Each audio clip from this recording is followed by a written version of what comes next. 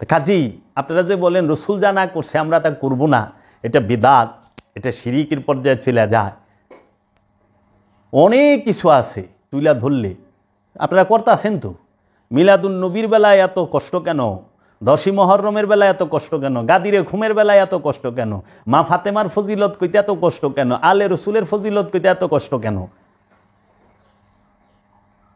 সাহাবিয়ার আওলাদ তো এক না। সাহাবায়ে কেরামদের ফজিলত এত কানে হাত দিয়া কনে উ কইরা কৌ আওলাদের রসুল আলে রসুলের ফজিলত তো কইতে শুনি না। ইমান কার উপরে আনি আমরা? ইমান কি গোলামের উপরে আনি না কার উপরে আনি? ইমান আনতে হয় রসুল এবং আলে রসুলের উপরে, দরুদ পড়তে হয় রসুল এবং আলে রসুলের উপরে। তো এখন যারা রসুল এবং আলে রসুলের উপরে ইমান আনছে তারা আলে রসুল এবং রসুলকে, রসুলের উপরে দরুদ পাঠ করব, সালাম দিব, সালাত করব। আর যারা নাকি মুনাফেকগো উপরে ইমান আনছে, জাগো প্রেম মুনাফেকগো সাথে, মুনাফেকের বংশের সাথে, তারা কেন রসুলকে সালাম দিবে?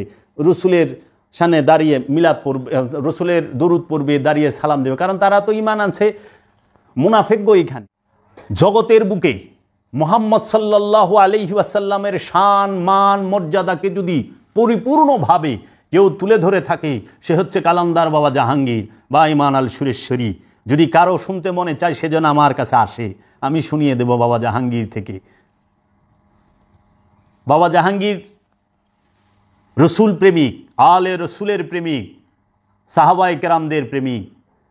যারা সত্যিকার সাহাবা তাদেরকে অনেক সম্মান মর্যাদা বাবা জাহাঙ্গীর করেন। ইমান কি? ইমান আনতে হয় কার কাছে?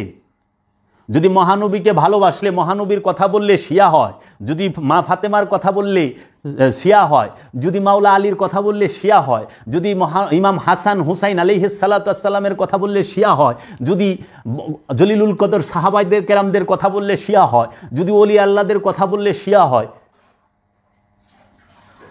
যদি মহানবী এবং মহানবীর বংশকে ভালোবাসতে যাইয়া শিয়া উপবাদ লইতে হয়, তো বাবা জাহাঙ্গীর বলছে অবশ্যই আমি শিয়া। যদি মহানবীকে ভালোবাসা, আর যারা নাকি মবিয়ারে ভালোবাসা সুন্নি হয়ে গেল, এজিদরে ভালোবাসা সুন্নি হয়ে গেল, যারা নাকি মারওয়ানের বংশরে ভালোবাসা সুন্নি হয়ে গেল, যারা আব্দুল ওহাব নজদিরে ভালোবাসা সুন্নি হয়ে গেল, যারা নাসিরুদ্দিন আলবানিরে ভালোবাসা সুন্নি হয়ে গেল, যারা জাকির নালায়েকরে ভালোবাসা সুন্নি হয়ে গেল, যারা এই যে এরকম গাবগাছি বটগাছি এইরকম যে গিনা আছে ইগিনারে ভালোবাসা যদি সুন্নি হয়ে যায়, যারা নাকি এই ওহাবি খারিজি বাটালবি এইগুলারে ভালোবাসা সুন্নি হয়ে যায়, যারা মুনাফেকদের ভালোবাসা সুন্নি হয়ে যায়, তাইলে পরে বাবা জাহাঙ্গীর কইছে আবু সুফিয়ান, মবিয়া, মারওয়ান, ইয়াজিদ, আব্দুল ওহাব নজদি, নাসিরুদ্দিন আলবানি এদেরকে ভালোবাসা যদি সুন্নি হইতে হয়, আমার জীবনও দরকার নাই সুন্নি হওয়ানের। এইরকম সুন্নি আমরা হইতে চাই না। ওই পীর সাহেবে তো এইরকম এদেরকে ভালোবাসা ওহাবি দর্শন গ্রহণ করে সুন্নি হয়ে গেছে গা। আব্দুল ওহাব নজদিরে ভালোবাসা, নজদির নিযুক্ত মোল্লাগো ভালোবাসা সুন্নি হয়ে গেল। আর বাবা জাহাঙ্গীর আলে মোহাম্মদ সাল্লাল্লাহু আলাইহি ওয়াসাল্লাম এবং মোহাম্মদ সাল্লাল্লাহু আলাইহি ওয়াসাল্লাম এবং মহানবীর প্রেমিকদের ভালোবাসা শিয়া হয়ে গেল।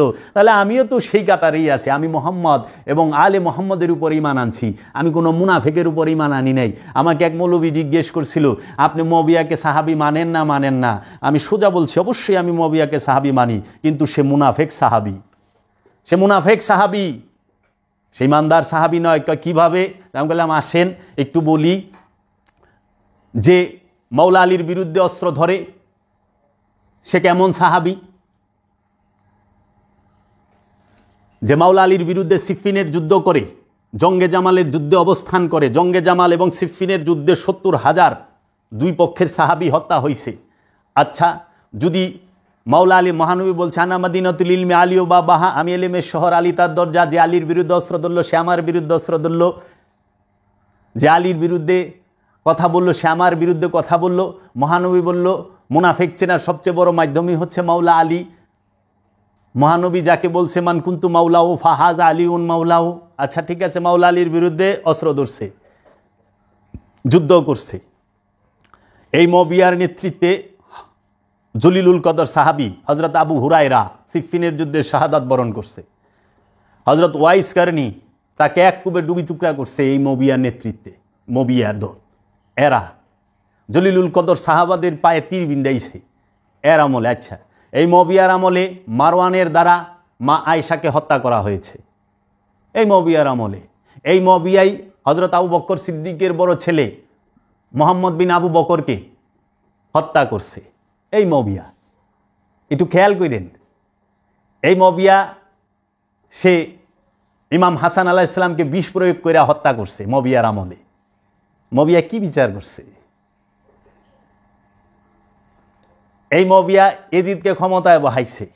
এজিদ মক্কা আক্রমণ করছে, কাবাগরের গিলাপে আগুন দিছে, মদিনা শরীফে মহানবীর রওজার ভেতরে মসজিদে নববীতে তার ঘোড়া এবং উট গাদা বাইন্দা রাখছে। এরপরও সে ইমানদার হয়ে গেল। মবিয়া তার আমলে সে মদিনার গভর্নর নিযুক্ত করছে তার মামু ওয়ালিদ বিন উতবারে। মবিয়ার মার নাম হিন্দা, হিন্দার বাপের নাম হলো উতবা, উতবার পোলার নাম হলো ওয়ালিদ বিন উতবা। এই ওয়ালিদ বিন উতবারে মদিনার গভর্নর বানাইছে। মবিয়ার জারজ ভাইয়ের নাম হলো ইবনে জিয়াদ। এ হইছে রয়ের গভর্নর, বসরার গভর্নর। মাল গিনা দেখেন, মবিয়ার আমলে কতটি যুদ্ধ হয়েছে। এত কিছু করার পরে সে যদি মমিন থাকে, এই রকম মমিনের সাথে আমি থাকি না, আমার থাকার প্রয়োজন না, আপনারা থাকেন না।